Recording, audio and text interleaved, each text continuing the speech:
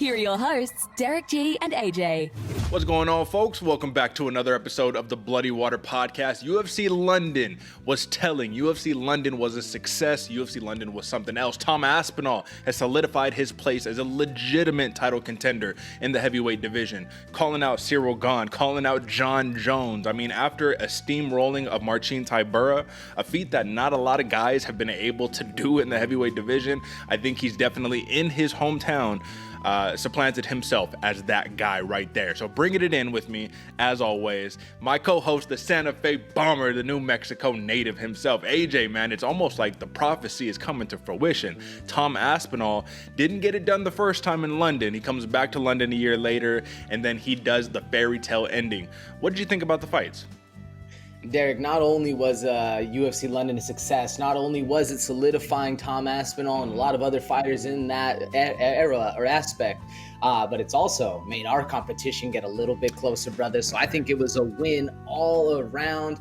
I guess a little bit of a loss for me, but I'll take it on the chin like a good man does. But either way, it was a fun week of especially very entertaining fights. We saw prospects. We saw people surprise prospects. We saw a lot of things of this one. Derick, on a scale of 1 to 10, what would you rate this fight card? If we're talking entertainment level, I have to level with you, my man. It was not too high on the entertainment level. I would say maybe like a 6 or a 7, just because some of the main cards fights spiced it up a little bit. A lot left to be desired on the prelims. Neither here nor there, but let's talk about that for one more moment. We don't like to put too much emphasis on the week-to-week changes here for our head-to-head competition, because on a week-to-week basis, things swing back and forth. Things are a little bit closer, folks. If you take a look, I got the win this week, 71, 54, and 2 for me, so I'm still 3 picks behind the leader. AJ 74, 50, and 2 on the week. We're going to talk about the picks that we just had, because we had a lot of value for you this week, but we want to give you the friendly reminder. What's happening right now, I could take a lead, that doesn't mean anything. AJ could stay in the lead, that doesn't mean anything, because there's still like 5 months left in this competition. So with that being said, keep following along, folks. You know what time it is. But AJ, real quick, after a night like last night, or the fights, or whatever the case may be, you see the picks aren't doing too hot. I want to go into your mental real quick, go into the psyche. Do you change anything, or do you just say rough night at the office, let's keep it pushing for the next one? It's funny, Derick, because both of those emotions were running through me all yesterday when the fight card was finished, brother. Sat down. I even told my girl, I was like, damn, God, lost 4. Derick is coming back in this race. I got to reset. I got to mentally change. Or was this just a rough week where a lot of fights could have gone very, very, they're very close. They could have gone the opposite way. I think it was a little bit of that. So I'm still feeling good. But to me, Derick, personally, seeing that score close up a little bit just means the race is on. The competitor in me is feeling it, brother. I'm hungry again, still wanting that gold belt right behind me. That's right. So I'm not changing much, still keeping the same approach. You got to stick with the guns that got you to the championship. But it is a lot closer, brother. So the heat is being felt over here on this side. Well, that's why perception is important, folks. That's why we want to let you know when we give you picks, we're not solely giving you picks just to throw out picks and say, yeah, go ahead. We have a competition at hand. We have our own interests at stake here. So just know, if we win, you win. And if you win and you shout us out in the comments and you let the people know, we all win. So with that being said, folks, subscribe now if you haven't yet. And then let's go ahead and let's take a look into the recap, my friend. So if you look over on that left side, lots of gold. That's what you like to see. I want to focus on something that's a little more important than our individual picks, and that's going to be the Bloody Water Podcast consensus picks. 2-1 on the night. Nathaniel Wood, Tom Aspinall got the dub. We missed big time, AJ. Molly McCann gets submitted by Julija Stoliarenko in the first round via, who would have guessed, armbar, right? The only option that she really had on the table. She got it done. Play this scenario 10 times out of 10 times. Or I guess I should say just play it out 10 times. Does Stoliarenko get this armbar 10 times out of 10 times? Ask me before the fight, Derick, and I would have said she gets it maybe 2. But on the way that fight unfolded, it seems like there's something in Molly McCann's arsenal or mental cognition that just happens to fall into arm bars, man. We've seen now, 3 fights in a row? So I think I bumped that number up to 7. What about you, Derick? Yeah, I mean, it's tough. Now, the last one was a Kimura that she fought out very diligently against Erin Blanchfield, so that's what gave me the confidence of if she got caught in a spot, she would do the technically correct thing and not fall into just a nasty armbar. But I don't know, man. This one felt like one of those, Stoliarenko was just bigger, grabbed her, did her thing. But on the other hand, I do think that this fight plays out maybe 4 out of 10 times for the armbar for Stoliarenko. That's just kind of my gut feeling. Either way, 2-1 for the consensus picks. Now, folks, you'll notice on the bottom three where we had our contention, I snuck it out this week. Paul Craig, successful middleweight debut. Fares Ziam, a little too technical for Jai Herbert. And then Lerone Murphy, who was able to get it done over Josh Culibao. We'll talk about all of those fights in just one moment. But the more important part, AJ, I finally had a bounce back week for us both here on the Bloody Water podcast on this, the most important, the prop bets. I don't know how it happened, folks. I'm going to be honest with you. If you look, we just hit right now. Weekly, AJ, we're going to talk about this. Let's foreshadow just slightly. We might be bringing a slight switch to the show, right? Where we're taking away a little more, taking away the volume and bringing more quality. We had quality on my end this week, but it's hard to do so. Ask any wagerer, any handicapper week to week when you're putting out 5 props every week. So just give some thoughts on the scenario, AJ. Well, that's exactly it, folks. We're adding more value to that by exactly bringing down the quantity and upping the quality of those exact picks. Because when you're winning money, we said it before, folks, when you're winning money on our picks, we're winning money on our picks as well. And the entire community in a whole is growing all together. And that's exactly what adding that new changeup is going to be. Instead of just having a blanket statement for all the picks, we're giving you ones that really matter and are really going to be that solid investment going forward. And to me, that sounds like something I love hearing. So I'm all about it. I'm hoping you folks are excited about it. If you are, again, hit us in the comments, let us know, and you better subscribe because those are the picks that are going to bump you up into that next echelon of those fight picking categories. 100%, folks. So listen, pay attention when we're talking throughout the show. I gave you guys the Johnny Parsons pick against Danny Roberts in the prelims. If you rolled with it, you cashed in big, and that was a fight of the night too. So it was a double hit right there. A couple little things we're going to sprinkle in, but we're going to make sure that we give you the most value we possibly can. And with that being said, I feel like we've done a lot of housekeeping here today, AJ. We're done with the housekeeping. If you haven't subscribed, subscribe now. This is your favorite fighter's favorite fight show. Tell a friend to tell a friend. You know what time it is. With that being said, it's Tom Aspinall fight week still, baby. Let's talk about it. Come on. Have you seen that replay, buddy? Your head was bouncing around like a pinball machine. Time for some main card breakdown, courtesy of your hosts, Derick G and AJ. Tom Aspinall entered UFC London, and he basically ran through Marcin Tybura in a fashion that was definitive enough to say, I'm not here for play, I'm here for titles. That's what I want. I want to be the reason that Jon Jones doesn't retire, win or loss after he fights Stipe Miocic this year. That is what is on the table here. He absolutely delivered. And AJ, even though I'm not going to lie to you, I had a sense of worry because my man gained a couple pounds since the last time we saw him. Fast, spry, athletic, powerful. The first kick he threw almost knocked Tybura across the octagon. What else can you say about his performance other than devastating, beautiful, flawless, 0 punches landed for Marcin Tybura? What do you think? It's hard not to go with the beautiful, flawless, devastating approach to the Tom Aspinall fight, Derick, because a lot of the things he was throwing were missiles that weren't even close to being caught by Tybura. Tybura was seeing things 3 seconds after it hit him. He was looking good. Tom Aspinall was looking fast. He stayed bouncy on the knees. Didn't even look like the knee was a problem, Derick. Homeboy was fluid, looking very, very solid. My one question I will take away, though, how does this fight happen? How does that gas tank go? Because you're right, Tom Aspinall showed up just a little heavier, a little bit bigger, but looking fast, looking fluid.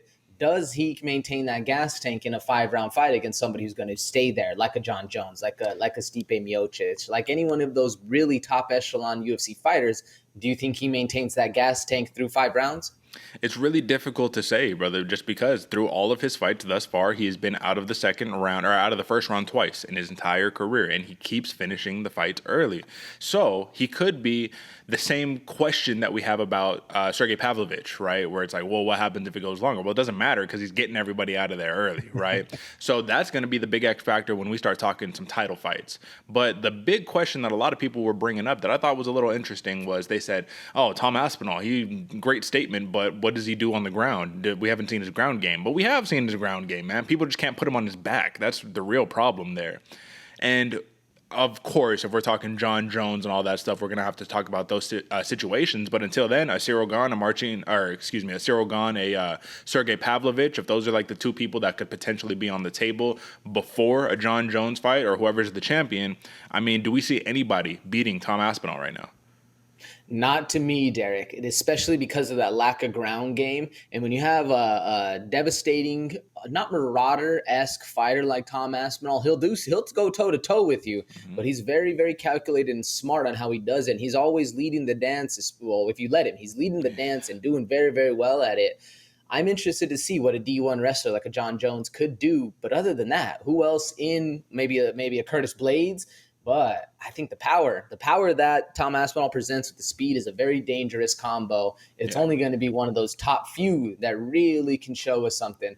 I think there's title aspirations, folks. Derek, and folks, if you didn't catch it, Derek has been talking about Tom Aspinall since the come up. So I think there might be some aspirations actually coming fruitful right here. It's going to be interesting to see how this guy rides to the top. Yeah, man, I think he's there. I think he is ready, to be completely frank with you. But I will say that we do need to see a little more just cage time. I think that's the one thing I'd like to see. That's what we got robbed of in the Curtis Blades fight, where he got his knee blown out. So technically TKO win for Blades, but it's like that fight didn't really happen. We never really got those questions answered, but we did see, like I said, devastating finish, literally a flawless victory. There's nothing more you could have asked for. You didn't get touched, so you can have a quick turnaround. And he said, I'm going to be waiting in Paris for the winner of, the Gon, whoever he fights, if it is Gon, Pavlovich, or whatever the case may be. But I mean, listen, man, I don't want to get too uber hyped up, because what I saw really quickly was the UFC do a very brief turnaround and now announce him as the big boogeyman. And I'm like, but where was all of this at before, right? It was Pavlovich. That was the boogeyman. Now Aspinall is injury-free, and now he is. So a lot to be determined still. But I will just say, you could not have capped off a UFC London card any better than a flawless victory by Tom Aspinall, which you'd love to see. Big main event right there. But that felt like the icing on the cake, AJ, for a lot of really tough technical bouts. And let's talk about one that wasn't super tough, but this one was tough on our pocketbooks right here. Julija Stoliarenko upsets Molly McCann, and she said it before. They asked her, what are you going to do when you win? She says, or what are you going to hear? I'm going to hear silence, and I love to hear silence. She came in confident. She came in with a game plan, and she came in almost like she knew something that we didn't. Like, she knew she was going to get that armbar. Given that Molly McCann had a fighter in front of her who is very one-dimensional, has one win in the UFC thus far, but is still a very tough opponent, do you think that Molly McCann's game plan specifically just wasn't the best suited for this matchup? It's rough because, yes, I do think the blitz style, the all-forward pressure of Molly McCann lends to that submission specialist that's able to take you down, get you into position. I also, Derek, and correct me if you think I'm wrong here, but I think there might have been something going on in the sense of you're prepping for an armbar specialist, you're prepping for a submission specialist. You've been caught in a lot of them, and all you're thinking is, I can't get submitted. I can't get submitted. I can't get submitted. Well, when you're thinking about that, guess what happens? You roll into an armbar and get submitted. And I think there might have been something panicky or just taken out where it's like, oh shit, I'm in this position I didn't ever want to be in again. Your heart starts racing, you panic a little bit and flipped into it. So I don't really say the game plan of Molly McCann kind of faltered her, as much as it was a nice one for Julija Stoliarenko to be able to get in close and close that distance. I think just more not the moment, but there's something else there that kind of flipped a switch, and we saw Molly McCann basically put herself into a worse position than she was instead of stay calm, stay cool, and technical. Do you think there's anything to that at all, or was this just an easy matchup that we didn't see coming for Stoliarenko? I mean, yeah, you could definitely PTSD from the Erin Blanchfield fight and said, oh, she's on top of me now. She's switching, transitioning. Because, the switch that Stoliarenko did from that, mounted position to that armbar was so slick. And when she took it, and it was a very high-level jiu-jitsu practitioner's transition to the armbar. And when she got that armbar in, she locked it in full. Molly McCann was tapping for a solid minute before they pulled that, the referee pulled her off.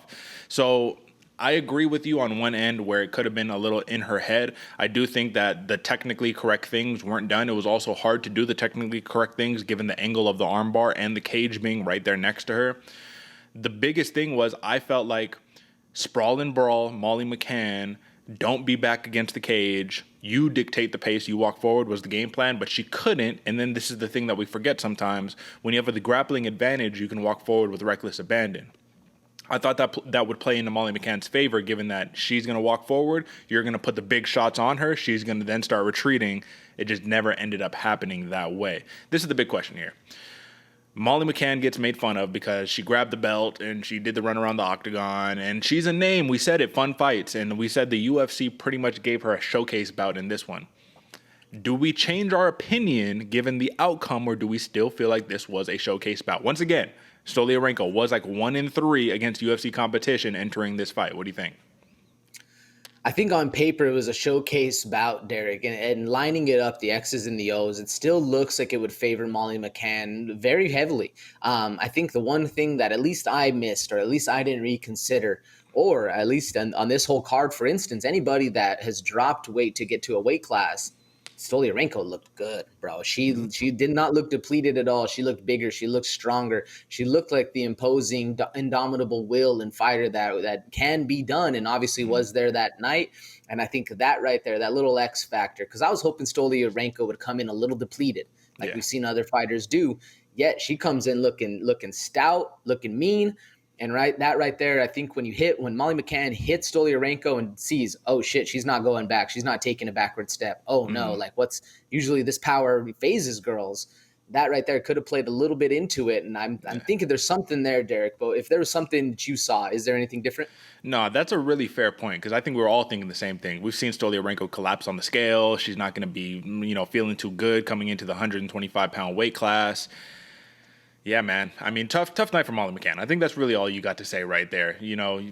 Size does matter in these scrambles and things of that nature when somebody grabs you who's big and strong. But last thing before we move on, man, I think it's a little unfair, the criticism that Molly McCann gets, just because if you are very aware of where she lies and kind of the narrative of the UFC and the rankings in the women's flyweight division, the people who are trying to crown her and put her in the top 15, those are the people who are really surprised. I never really had her top 15. I don't think a win over her puts Stoliarenko in the top 15. I just think that this is one of those, you fought a UFC journey person, right, who has a fun name and puts on fun fights. Would you agree or no? I would agree totally, and I think that's where Molly McCann is going to find her golden egg. That's going to be the prize for her, is the name, is that kind of Conor McGregor-esque style of fight. Because no matter win or loss, even like Jorge Masvidal, we're excited to watch these people fight, and they fill seats, and there's nothing wrong with that. Exactly. I mean, that's where the money comes in, honestly. More than the skill level, it's can you put butts in seats, and we know Molly McCann can do that. With that being said, huge win for the new flyweight, Julija Stoliarenko. Interesting to see what fights are going to be lined up with her next. I'll just say that. All right, AJ, back to a competitive bout. Nathaniel, the prospect Wood, fights Andre Touchy Fili, and he gets a close win, man, but this was back and forth. Wood surprised Fili with the power in the first round. Fili almost put Wood out in the second round, and then Nathaniel Wood just outmatched, outpointed, was a little too busy for Andre Fili come round 3. I thought this was a very impressive high-level technical bout, but this is the same thing that we had talked about before, why we liked Nathaniel Wood. Fili was a large man in that cage. Used his reach, touched him up. Wood was just too fast, bro. And they were talking about how the speed translates to power. He has pure power. Fili is clearly the bigger guy, more powerful guy. But if you can hit somebody so quick, especially with that check left hook he kept throwing, bro, it was money every single time. What did you think about the performance? And what is the ceiling for Nathaniel Wood at featherweight, even though he's so small? What do you think? It's crazy, Derick, because we say it all the time on the show. Speed beats power, or what is it? Speed beats precision, precision beats power. Well, Nathaniel Wood has all three of those, which is absolutely crazy. And what I liked most about him, he has that, I said it on the pre-show, he has this compact size that he has. So he looks small, but there's something just that fundamentally or physiologically can crack in his small package that he presents, because this boy can just explode on you. Like you said, even with the check left hook, where a lot of people think it's not that strong of a shot, Nathaniel Wood has some absolute snap behind those shots that he puts. And I liked it because he stayed through there the entire 3 rounds. Compact, blitzy, in and out, moving really, really nicely with the speed, the power, the precision, as well as the gas tank that Nathaniel Wood has. I think his ceiling is very, very high, Derick. I don't really want to say we're going to see this dude in the championship. We're going to see him in gold in the next year or so. But top 10, I definitely think there's a home for him right there, Derick. What about you? I think that the ceiling is very high in terms of being a contender. I just think that when you start getting against the top guys, that size difference is going to matter. And I think that the way we saw Andre Fili nearly put Nathaniel Wood out of there some of those top guys, bro, you fight a Calvin Kattar, for an example, like, bro, it's going to be a tough go. You know what I mean? You fight the Brian Ortegas, the Max Holloways. Like, I'm talking about the top guys, you know what I mean?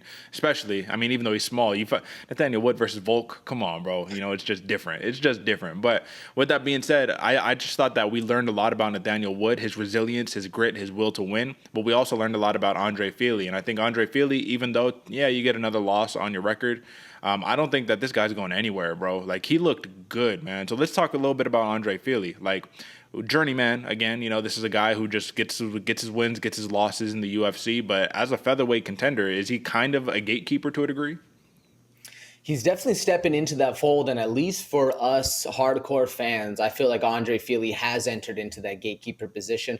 And that's not to discount him. That's not to throw shade at all. Yeah. Actually, some of my favorite fighters are in that position, and Andre Fili is quickly entering into one of my favorite gatekeepers because this dude never says die, never backs down, always there for a fight. And like you said, Derick, almost put Nathaniel Wood out in the second.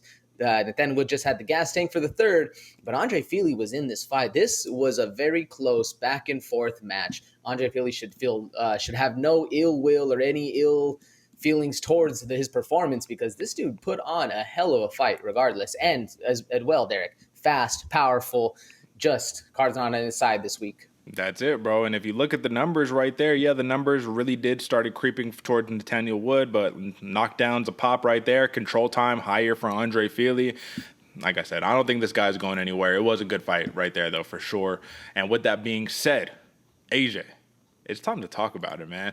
Paul Craig, man, the Bear Jew, he comes in and he does something spectacular to Andre Muniz. So I didn't want to talk about it because I really wanted it to be just for this moment. But AJ, if there's a prop that I could cash in for you folks at the Bloody Water Podcast, I told you guys from the jump, we'll do a tape check on this one. Plus 1,400 TKO. I think that Paul Craig's style of submission attempts to actual ground and pound is going to be the decisive key to a win over Andre Muniz. He broke Andre Muniz in a way that I thought wasn't even really possible, man, because this was the easiest that I thought we saw Andre Muniz break. But I think part of it was due to, Paul Craig had to cut a lot of weight. This is a light heavyweight, bro, cutting down the middleweight. When that big man gets on top of you, it's a different story. What did you think? How many times are we going to hit these plus 1,400 TKOs for the people, bro? What are we talking about? Derick, I don't remember the exact word I used when you picked plus 1,400 TKO, but it was along the lines of crazy. It was maybe even miraculous. I don't remember, but I was in shock. I was like, all right, 1,400. We don't hit there often, folks, but this one for Paul Craig, my boy Derick, hit the nail on the head right there. This is actually one of the fights where I wish I could have taken this back. The other two we're going to talk about in a second. They were close. It happens. They're kind of how I expected the fight to go. Paul Craig showed up like an absolute animal, got things done, looked powerful, looked strong, looked intimidating, and then at the end has a very nice post-fight press conference. He is becoming the all-around mixed martial artist MMA fighter that's perfect for the UFC. Not off the top of my head, Derick, I can't name too many Scottish fighters, but it seems like Paul Craig is carrying the boat by himself and doing very, very well at it. I'm excited to see who they partner him up next with because it's going to be a hell of a fight anytime Paul Craig enters there. Tell me what you think, Derick. Did his stand-up seem more impressive to you? Because to me, it seemed like he was working. He was looking good. His slips, his feints, he was just a little faster than we've all seen Paul Craig be before. What did you take away from his stand-up? I was not overly impressed by the stand-up on either of these gentlemen's behalf, I will be honest with you. I thought Paul Craig was just doing a lot of good work blasting those kicks, right? So he's weakening up the arms a little bit. He's able to stay at range so he doesn't eat the big shots, and then he was able to kind of pick his moments accordingly. So the stand-up, improved for sure, but I thought what was more even impressive than that was we had mentioned what are the strengths of these guys. Paul Craig, better jiu-jitsu off of his back. Andre Muniz, better jiu-jitsu and top control, in my opinion, in MMA-based styles, right? Well, what does Paul Craig do? Okay, well, if Andre Muniz is better on top control, let me put him on his back and let me start working, not my jiu-jitsu, but let me start working, some of those other attempts. If you even saw it, Andre Muniz had Paul Craig locked up in a nasty triangle, bro. So I was like, yo, Paul Craig about to get submitted by a triangle, and that's his go-to. So you were onto something. Like, Muniz almost had Craig out of there until he didn't. I just think right here, Paul Craig is that miraculous case of when the fight actually goes out, we doubt him, and he wins more often than he doesn't, right? When it's a short fight, when it's a super quick trying to get the shot and you get knocked out by Johnny Walker, when those started racking up, that's when it went bad. But before that, Paul Craig always has a shot when he's in there. He's clearly immediately going to be entering the top 15 at middleweight. You talk about what are some good matchups to make, man. I guess the real question is, middleweight is not particularly known as a super wrestling heavy division anymore, so they start giving them some nasty strikers. We might have some problems on our hands, you think? Oh, 100%, Derick. And that's where I was leading in with my stand-up question, because as much as I think it did improve, it didn't improve greatly. It wasn't leaps and bounds that he was getting better. You know, he wasn't now a stand-up kickboxing technician. But you look at some of the top middleweights, man, there's a lot of power and a lot of people that have been standing up for a long time. Yeah. But then that's also a coin toss for Paul Craig, because you're right, as much as he will be outmatched in the stand-up with a lot of these top fighters, they're going to be outmatched in the ground game that Paul Craig can get. So which of the two specialists do you think has a better chance to kind of close that gap and become the winner of those fights? I think Paul Craig has a good shot. What do you think? Yeah, I think he has definitely a good shot, but he has to get the fight to the ground. So we need to work a little more wrestling, a little less pulling guard. Because we saw him get stacked up against the cage a couple of times. It's just, it's tough. It's tough doing the jiu-jitsu stuff. Either way, listen, this was a big win by the Bear Jew. Paul Craig, welcome to the middleweight division. And folks, our Bloody Water podcast fandom, the supporting cast, all the great people at home, we don't cash in on these very often, but when you get that plus 1,400, you sprinkle a little bit of money, you made some money. Drop something in the comments. Let us know some appreciation, you dig? All right, bro. Let's move on to a very technical bout right here. Jai Herbert, the Black Country Banger versus the Smile Killer for Ziam. This is another one of those fights where I just kind of see Ziam every time he fights way undervalued for his technical prowess. And I think that's what it comes down to. This dude is so technical. He has so many weapons. His takedown defense is so good. His actual grappling is so fundamentally good as well. It looks like Jai Herbert, we found ourselves in another case of I'm looking for the finish. Everything was big, twitchy, everything, right? For Ziam flowing, move out the way. It was close. It was technical. It could have gone either way, but for Ziam, I thought ran away with it due to technical prowess. Would you agree? I would agree 100%, Derick. And this one stung a little bit because we said in the pre-show, Jai Herbert, he's going to be looking for that finish. And as much as Ziam will also be looking for the finish, he's just a little more technically sound. And I think that's where he shined in this fight. Bro, he stayed technically sound the entire time. Just a split second ahead of all the shots Herbert was throwing. Looked really, really good. Again, very close fight. This one stung a little, but I wasn't upset because I do think the right man won this fight. Mm-hmm. Very impressive for Ziam. It's interesting, though, because this one to me, Derick, does not really set him apart from the crowd. Doesn't make me really start pumping the Ziam bus. It's nothing that people are going to just be reaching for now. Like, I want to fight this guy because he's going to be coming up at the gold eventually in sometime in his life. So I want to get a win on him now. So that way my record looks better. Do you think that sentiment is felt throughout the UFC, or is this guy really started to get on people's notepad? No, I think your sentiment is 100% correct, which is why, folks, I'm letting you know right now, we still have value on Fares Ziam. He is still overlooked. The commentating team said it themselves. They're like, this was a very underwhelming fight. We thought these guys weren't going to wrestle, and it was going to come straight to swing and bang. And honestly, all the wrestling was initiated by Herbert. Herbert was looking to grapple. So for whatever reason, you would imagine Herbert respected Ziam's skills enough. So like the real ones know how good he is. But I think overwhelmingly, people are looking at Ziam as just another guy who's just long, lanky, some French guy, whatever. But this dude is a killer. He is the Smile Killer, and we will continue to rack value on Fares Ziam until it is no longer worth it. So this is one of those bad for his reputation, I suppose, moving forward. Not particularly bad, but just indifferent, not good. Really good for the handicapping edge for those who are already on Fares Ziam, who have been on him for a while. Dude's 14-4, bro. Like, this dude has won the vast majority of his last couple of fights. And then with this bout right here, man, he kind of ran away with it too. He outstruck Herbert by like 40 strikes, bro. So ended up working out. Herbert, 0 for 6 for takedowns. Just give me a quick thought. Did you really anticipate him to be so grappling heavy? Not one bit, Derick. So that's, to me, and you just said it in your last comment, it must have been the respect that he had on Ziam's strength, because there's something there. None of us expected the Black Country Banger to really start going for takedowns. We expect him to start banging it out, dog, hands, ones and twos.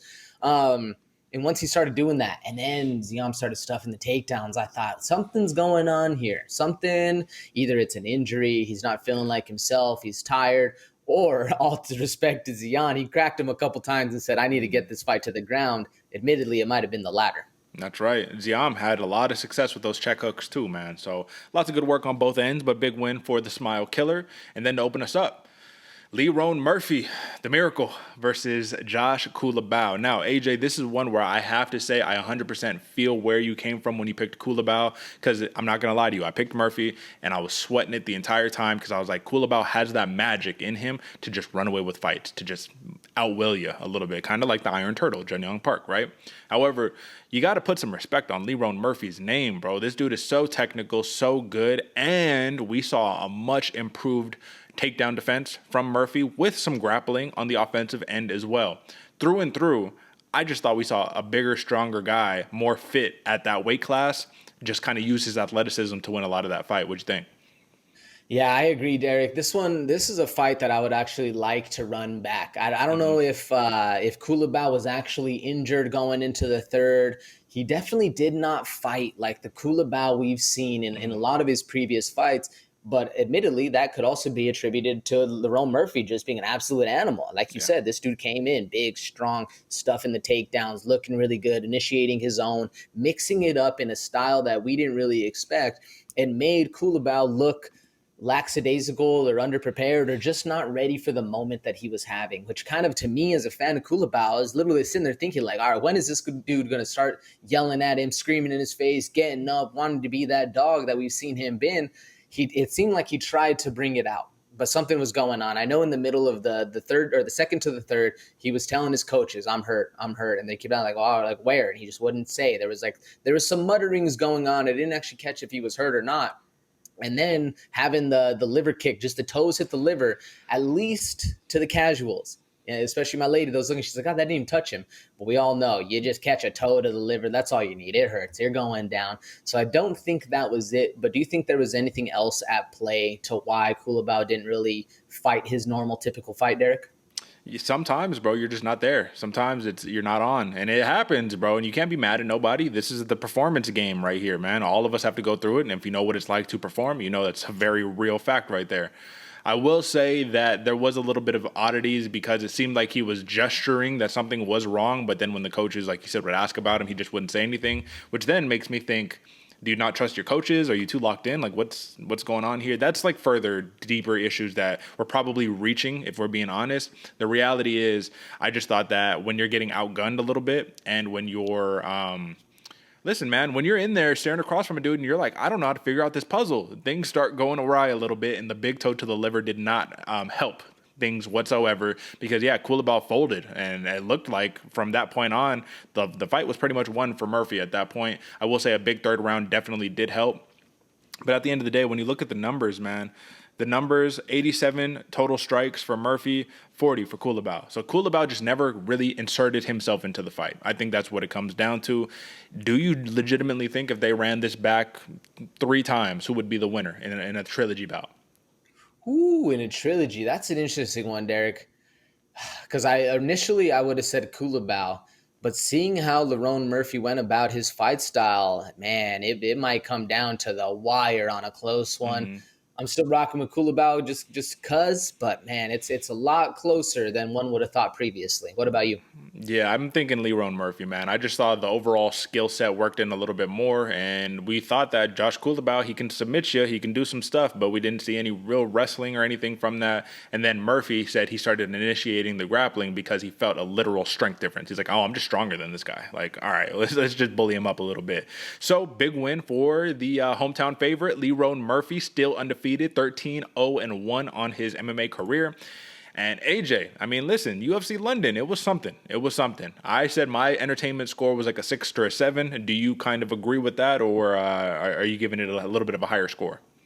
No, I would agree with that, Derek. In fact, I was going to go with like a 5 or a 6 personally, because this one, to the hardcores, it was entertaining, especially the last couple of fights, and even the start of the main card.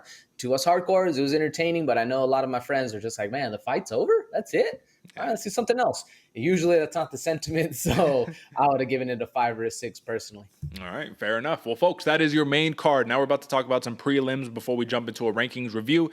If you haven't subscribed yet, hit that subscribe button. We're almost to 650 subscribers. That is not a small army anymore. That is a quite substantial army, and we're ready to rock with you wherever it takes us, baby. Let's get it. So, AJ, we got to start it off with a close fight that we had actually talked about a little bit. We're on opposing ends of this matchup, but this one got brought onto the main card just because there's so many fights. This one ran long. Dangerous Davy Grant had a close one with the undefeated Daniel Marcos, and Marcos squeezed one out.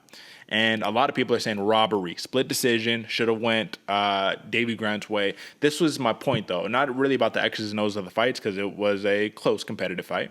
But what I wanted to talk about more was what I had said in regards to can you keep picking Davy Grant to upset in these wins? And I said it's going to be harder and harder with these young, hungry dudes coming up. It's not impossible. It's just going to be a much more difficult challenge. Did we see that or did we see? No, Davy Grant is still on. He's still very much here for these competitions. It just didn't go his way this night. It's a hard question, Derick, because I also would have given the fight to Marcos. I thought he did run away with it at the end. He looked good. It was admittedly a very, very close fight, but you can't take much away from Davy Grant with that. You can't say he's just out, old dog ready to go to pasture because he very much was in that fight, and there is a world where he did win the fight. But it's starting to get to that time where it seems like that clock is getting a little closer to Father Time knocking on the door. Davy Grant's right about there. How long do you think Davy Grant could fill this role of that gatekeeper position that's trying to knock off the young dogs? Man, I think he can do it for quite a while, man. I don't think that there's any real pressing need to try to get him out of there or say, hey, we're going to, take you to pasture now. But the man is 37, so I can see him going till 40, to be honest.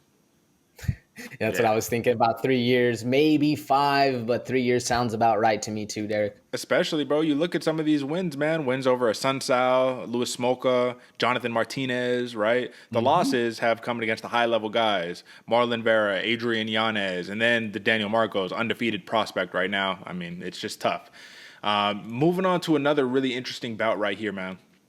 Johnny Parsons versus Danny Roberts. Danny Roberts had like a 4-inch reach and height advantage. Johnny Parsons is just a dog, man. And that was kind of the point. This Muay Thai guy comes in, bullies Danny Roberts, takes away the reach advantage and hits him with too much power. He's the slugger knob, bro. That's just what he is, right? A lot of people didn't expect it. It was fight of the night. It was a very fun fight. But listen, man. Danny Roberts, what's going on with my man? 18-8 now, and if you look at it, he had a lot of hype, a lot of promise on him, but this 3 straight losses after beating Ramazan Emeev to Francisco Trinaldo, Jack Della Maddalena, and now Johnny Parsons. So what do you make of it? I think this one goes down to a lot of ethos, Derick. A lot of the way Danny Roberts held himself and thought about himself mentally coming up. He really, knocking people out left and right. Something like 8, 9 first or second round finishes. This dude was getting it done, and in a multitude of ways. Arm bars, knockouts, flying knees, whatever you want. Danny Roberts on his come up was the dog. And then you hit the UFC and you start meeting some other dogs. And it turns out, like you said, Derick, what was the nickname? The slobber knocker or slobber knot? The slugger knot. But you meet somebody who can come in, take your best shot on the chin and hit you harder than you hit him, and now he's still in your face coming down the pipe. This guy, man, it does break you down mentally, and it's hard. So I feel like Danny Roberts needs to find that goal that he once had, that kind of inner charisma that's going to pump him up and get him feeling like that man again. Because sometimes you meet a bigger dog in the room and it's rough, and it feels like Danny Roberts has kind of hit that wall, and he hasn't really grown past it. Do you feel what I'm saying, or do you think there's something else to the Danny Roberts mystery? No, I feel what you're saying 100%. I agree with everything. I also think that people really overlook Johnny Parsons in this one. I just think it's as simple as that. Like I said, when I even brought up, I was like, yeah, Johnny Parsons. And like, huh? Okay, all right. I'm telling you, man, this dude's good. Las Vegas guy, too, so it definitely helps. He gets a lot of work in over at One Kicks, which is connected to the Carlson Gracie Las Vegas out here. Shout out to the squad, CGT. But listen, man, big wins by Johnny Parsons. Next, Joel Alvarez wins a very controversial victory, a submission, 17 submission win. Yeah, that's right, against Marcin Tybura. You didn't know we brought out the old school rules and we're just throwing straight headbutts down, right? But either way, listen, man, it was unfortunate because that does affect you, right? You get that head-to-head, especially it was behind the ear of Tybura. That'll literally put you out. You get dropped, referee doesn't see it, you get darsed, and it was what it was. I think for a lot of Marcin Tybura bettors, they were really onto something here. I think that had that not happened, it's not definitive either way, but I think Tybura could have won that fight. I think that Joel Alvarez got a little gift in this one. What do you think? I think so as well, Derick. And that's why I did the big headbutt movement, because it wasn't an intentional headbutt. I don't think Joel Alvarez meant to do it. Both people were going up and down and they clashed heads. But it was a moment of the fight that really turned the tide in favor of the Alvarez camp. I was looking for Alvarez to win this fight, and I think I stole one with this because it did have a monumental shift change, if you will, because Tybura was looking good, and how fast he was with how powerful he was and the shots he was landing looked really, really good and looked to be affecting Alvarez. Fortunately, and unfortunately for the Tybura bettors, it was just luck not on your side in that headbutt, in that head clash of heads, we should say, because it was not intentional, but still impacted the fight. Do you think this is one of those terms, Derick, where, the referee didn't catch it, he didn't get it right? Should this fight be overturned? Well, I follow a couple guys on Twitter who are like the real heady. They know about the laws and regulations and stuff about like these fight promotions and commissions and stuff, and basically saying London didn't have anytime replay, but if they did have anytime replay and review, they would have been able to review it, and that potentially legitimately would have been overturned to a no contest. However, given that you don't have that structure in place, there's nothing you can do, and this is literally just a sucks to suck type moment for Marcin Tybura. Sucks because it's on your professional record, and then when people are going to look at this at the end of the day, they're not going to see clash ahead, they're just going to see loss. And Joel Alvarez, another submission, just another walk in the park, or whatever the case may be. I think that this does ring some alarms, though, that if Joel Alvarez does continue to fight some of these higher levels of opposition, you can't just automatically hammer down, oh yeah, Alvarez is the next guy. So that's something, right? But I would like to see this fight ran back. Don't you think this would be a good fight to see a rematch? Oh, 100%, especially here in like a year and a half or something, get them a couple wins of each under their belt, have them both meet up in the top 15. That sounds like a great fight. Yes, sir. All right, moving right on along, given that we still got a little bit of time, but there's a lot of fights on here, so we're just going to run through a couple of these, man. Folks, I have to talk about a fight a little earlier on the card, had a lot of hype on it. This is actually AJ Sleeper, Shauna Bannon versus Bruna Brazil. This was an interesting fight, man, and it looks like Shauna Bannon really felt like she won. However, Bruna Brazil, the thing about her is that if you let her fight a technical fight, she's going to outclass most people. Shauna Bannon, though she has an extensive kickboxing record and, did some taekwondo and all that stuff, AJ looked a touch green to me in the cage. What did you think? Looked a touch green, looked a touch underpowered, and looked a touch not ready for the moment. Not saying she wasn't ready for the moment, but if you watched a lot of Mama B's fights, that wasn't her normal pop, wasn't her normal step, wasn't her normal get up and go that she has. And probably all that credit goes to Bruna Brazil because she came in with power, her in her, literally controlling a lot of things. And as much as Shauna Bannon thinks it's a point fight, at the end of the day, I agree, Brazil won that one. And this one hurt because I was looking, I wanted this to be the hype. I wanted to see what was actually there. Turns out the UFC hype machine isn't always right, and Brazil came back and got a good one, man. Bro, it's not just the UFC. You have Conor McGregor hyping her up. She's making, it's the classic story that you see time and time again of the prospect, the UFC debutante coming in against an already highly touted fighter, technical skilled, and it doesn't always go their way. It is what it is. She'll be back. We know that. Scotland's Chris Duncan put it on my man, Ashmose, man. And I told you guys, sprinkle something on Ashmose. If you watched the fight, I hope you saw the promise. But he did suffer some type of hand-wrist injury to his left hand, right? So the setup hand. He suffered that in the first round. So then he was a one-handed fighter for 2 rounds. And he was still, Chris Duncan could not get him out of there. Ashmose was taking crazy shots, throwing spinning stuff, all that. The point is, Chris Duncan is really good. I think that's the number one point that we need to make out of this analysis right here. I think that Chris Duncan's going to continue to shine and impress. I really do think this would have been a different fight had Ashmose had both hands, because he did adjust well in rounds 2. But when you have one hand and then your opponent sees, oh, you're only throwing massive right hands at me. Okay, I'll figure it out. What do you think? Man, you can't take away anything from either of these fighters because Chris Duncan put on a very good performance and looked very, very clean and technical out there. And as Schmooze, you got to give it to him, folks. If you go look at, I think it's either his Instagram or his Twitter, that arm is shattered. The whole area from about right above the wrist to right here, that is one hell of a break. And to fight through that and probably catch a couple more and get it more shattered and still deal with that pain to go through the fight and finish 15 minutes of fighting, man, is very, very impressive. Can't take anything away from either fighter. 100%. And you got to think this man had to defend submission attempts. He had to grapple with that smashed arm. Like I said, it was a tough one. This dude was 7-0. He was undefeated, man. So, big win for Chris Duncan. And then to speed through a couple of these, man, Ketlen Vieira puts the wet blanket treatment on Pannie Kianzad. She reclaims her status as pretty much that top 5 in the bantamweight division. Big setback for Pannie Kianzad, who we know always brings it. But AJ, did I not say this one? I felt like this one it fell right into my analysis of this. She does really good. Then she kind of staggers and finds herself to be a little stagnant when she gets to those big opportunities. And this was another one. You just dropped the big opportunity to Ketlen Vieira. Does not look like Vieira really should be in that mix for a title shot per se. But then again, anything can happen. It's a vacant championship. What do you think? Anything can happen, and I feel like Ketlen Vieira just didn't get lucky in this one, but the cards were set up in her favor. Pannie Kianzad unfortunately dropped the bag a little bit. This is one of those ones, Derek, where it kind of makes sense that they were on this early of the prelim because this fight kind of fell into obscurity with no real weight on it or no real growth pattern going forward. This was an interesting one. I think we called it from the jump, though. That's right. Mick Parkins, he gets the big win against Jamal Pogues. Mick Parkins does train with Tom Aspinall, so there was a lot of hype behind him coming into this fight. I will say that with Jamal Pogues, the issue that I think I see here is the man is so good and so technical, I think he gets in his own head sometimes, and I think that stops up his performance a little bit. However, if you played the underdog play on Mick Parkins, you cashed out. That was a pretty easy one right there to lay up, but did you have any thoughts on that fight?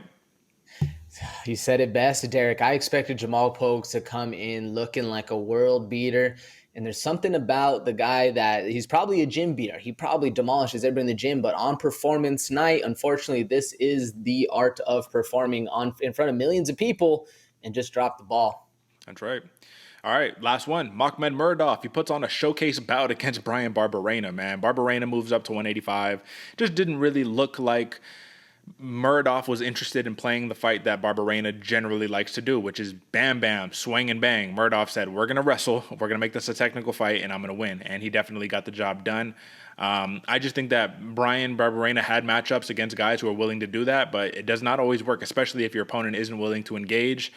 Do we continue to see Brian Barberena with just fun fights for the remainder of his career? Because it really feels like that's what he's fallen into at this point. That is the gift and the curse that Brian Barberena has really put himself in. Because, homeboy can fill seats. Unfortunately, those seats are a lot of the older hardcore fans that are really excited to see him fight. Hopefully, the new intros and the casuals will really start to love Brian Barberena because though he's not technical and we just saw him get out-techniqued by Murdoch, homeboy's still a killer out there. That's right. All right, my friend. Well, that is prelims. We ran through a ton of them. We had a lot of fights on this card, so we don't have a lot of time, but we do have time for a good old rankings review. And AJ, we're going to take a jump into a hot division right now, man, 185 pounds, where a lot of things are up in the air right now. So we're going to take a look here. And folks, I do want you to see we did do some diligent work and we pretty much rebuilt our own personal rankings here, right? So on the far left corner, you're going to be able to see the UFC's rankings. Then you can see my rankings and you can see AJ's rankings. So the thing that should be important right here is that we have a real opportunity here for the title. Dricus du Plessis clearly isn't going to be able to fight in time to fight Israel Adesanya when he wants to fight. So now Sean Strickland is the new guy. Number 4. Right, Sean Strickland. And now those conversations we had about is Sean Strickland in play for the title? Well, I guess anything can happen in this division, right? But what I wanted to bring up here, AJ, is that I wanted to look up the differences that we have pretty much in the top 6, 7, right? And then I want to look at where Paul Craig fits himself in here. So you'll notice I updated this on the 17th for mine, and Paul Craig, I already slated him at 15, given that he hadn't fought yet, but we know he was in middleweight. He was at 9 in light heavyweight. I think it's fair. Let's throw him at 15 in middleweight and make him work his way up. So you don't have Paul Craig on here. Understandable. He was in a different division. But if Paul Craig, with that win, that's got to at least put him 14, 13, 12, something like that, right? And then if you look at really what we have here, these actually right here, these are the people that matter right now in the middleweight division. And if we look at the difference between mine and yours, I think it's pretty much the same. You got Paulo Costa in that top 5 right there. I don't really see it. Brunson, he's pretty much retired in my eyes, so we basically take him out. But I think that these are the guys. Do you think that there's anybody else that's truly in play for title opportunities right now in this division? No, I like that, Derick. And in fact, even on mine, I'm looking at it from, let's say, Andre Muniz, 10 up, because he just beat Andre Muniz. So obviously, or at least in my mind, he's going right there. Brandon Allen's a good one. Hermanson, obviously Strickland. I agree with you in the Brunson. I still give Bron Brunson credit because I've doubted him too much, so he might show up. But basically, I agree with you. He might be retired. Paulo Costa just signed a fight. We'll see what gets done there. But really, I just blanked. You were talking about, can Paul Craig actually get it done in because that is a very stacked position of people who are good at wrestling, hit with power, really good striking. I mean, imagine Paul Craig versus even Bobby Knuckles. We're not going to see the same kind of fight that Paul Craig just put up. We may. What do you think, Derick? Is there an all-around really good fighter in that's good at kickboxing and good at wrestling and good at submissions, that's going to be a more favorable matchup for Paul Craig going forward to get himself to that goal position? No, bro. I mean, I think he has a tough time against all these guys. I think Jack Hermanson is the next move. I think that makes the most sense. Jack Hermanson, I think he gets beat up by like Kelvin Gastelum. I think he probably gets beat up by Chris Curtis. The thing about Muniz is that Muniz was never really this fundamental crazy striker. It's just he had some striking, he had a big left hand, and then he has jiu-jitsu. So you fought a guy who doesn't have high-level striking. You fight Brandon Allen, we're going to have some problems here, bro. Like, you don't want to fight Brandon Allen. You don't want to fight Marvin Vettori here. You don't want to fight Jared Cannonier. So it's going to be tough sledding right here. So we'll see what happens. But I think what's more interesting is that, okay, Sean Strickland, let's say he fights Israel Adesanya, and let's just say Sean Strickland wins, let's just say, right? Sean Strickland wins, and he's the champion now. Now you got Adesanya, Duplessis, Whitaker, Cannonier. Delide and Allen are like the two odd men out that should be right there in the fold, but they're just like the back of the line right there. So I guess that's the question, because Delide, I think he's looking to fight soon, and then we know Costa's going to fight soon. This is just a clusterfuck of a division right here. If you had to take a guess, out of anybody in this top 15 right here that's not in this top 5, I guess I should say, is there anybody you can see legitimately being champion in this division? Ooh, that's not in the top 5, Derick. Brandon Allen. For some reason, Brandon Allen just, and this is going to be maybe 2, 3, 4 years down the road. I really see Brandon Allen taking that Tom Aspinall approach of being the golden tortoise, taking his time, going slow, building these fights, getting forward. Brandon Allen might get it done. Other than that, it's hard to say with Izzy still at the top, but let's say he wasn't. I don't know. I'm going with Brandon Allen. What about you? That's fair. That's fair. I would say, to be completely honest with you here, man, it's boring to go with the same pick, but I think that's the only guy. Him or Delide. Mm-hmm. I think Delide can find himself in a spot where he gets it done just because of how powerful and his submission skill set. But Brandon Allen, I think, is a better version of Roman Delide, personally. Yeah, all right. Well, with that being said, folks, that is your rankings review right there. We had to get that one out for sure to assess the middleweight division. And with that being said, we have some transitions that are going to be happening here in the near future, folks. Nothing bad for you guys. Everything good on your end. Good for us, too. So we're going to be focusing a little bit more on specified prop bets, switching up a little bit of where we're doing our streaming and all that fun stuff. AJ, what can you say to take us out of here today? Folks, we've been doing this for quite a while, and we're so happy that you're joining us. Like Derick said, it's no longer a small army. We got a massive brigade of you folks behind us, and it's good to see. But with that going forward, Derick just mentioned it, we're switching a few things up, and one of the most important things we're bringing to you is that quality, that consistency. There's a lot of people out here that do exactly this, but they cherry pick. They cherry pick exactly where they're going and exactly the news they want you to see because they want to impress you with those kind of numbers. Well, guess who's been doing it since day one, growing up in the dirt, staying consistent, grinding consistently for you to make you that kind of money? It's us right here at the Bloody Water Podcast. You can't find that everywhere, but you know where you can find it when you hit that subscription button. Like Derick said, I'll be switching all my platforming from Twitch, over to YouTube. So it's one just easy click, nothing bad, one easy click over to another channel. So that way we can bring the community together as a whole. Nothing but the best going forward, folks. It's going to be a fun time. And also, we didn't mention it at all, Derick. UFC 291 coming up. Gaethje versus Poirier. Bro, we got the BMF title on the belt. There's so many other fights coming up. I'm excited for this one. Stay tuned. Yeah. I will be dropping that YouTube link for me, breaking stuff down over there. But if you can't catch that, you know where to get the best picks, the best prize money, and consistency. Who else asked for that? Right here at the Bloody Water Podcast, folks. That's right. I couldn't have said it better myself. So AJ, he's got you lined up for your like fight week shenanigans and whatnot. You come check us out right before fight week so you can place your bets, drop your wagers, and all that good stuff. And we don't have any requests of you other than if you made some money, just shout us out and let us know. But more important than that, tell a friend to tell a friend, because this is your favorite fighter's favorite fight show. And if you haven't subscribed yet, I don't know what you're doing. That's it for us, folks. Until next time, catch us on Friday for the UFC 291 preview show. Peace.